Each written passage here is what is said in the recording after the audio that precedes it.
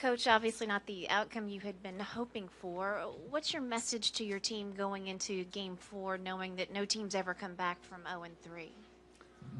Um, I haven't thought about my message for Game 4 yet, to be honest.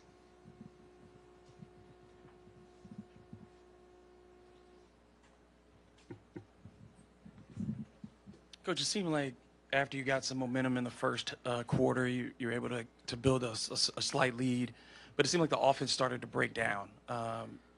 Was execution a big part of the problem tonight? Well, there were a lot of problems tonight.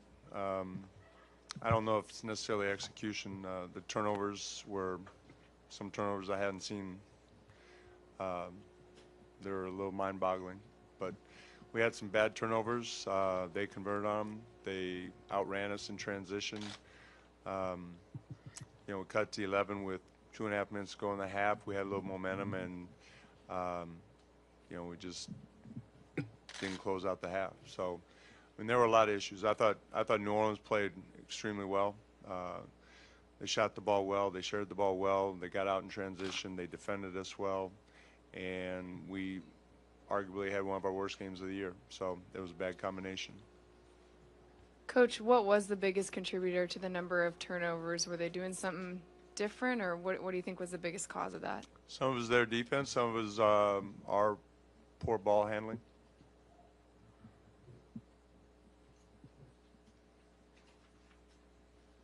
Coach, what does he bring to their team that maybe makes them more difficult now to defend than before? Well, he opens up the court. I mean, the guy, he makes threes. He really moved well tonight without the ball. I think his presence on the court really opens things up for him. It opens up the middle for penetration, opens up the middle for Davis. And he's a smart basketball player. He knows how to get shots. He knows how to space, cut.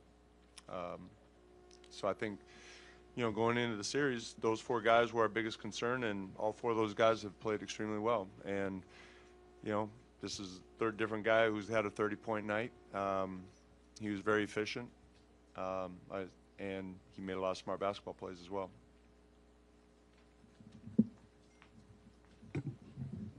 Coach, Damian Lillard finished with 20 points, but it was only on 14 shots. Have you ever seen a team so consistently lock down Damian before? I think New Orleans is playing, really selling out to stop Damian.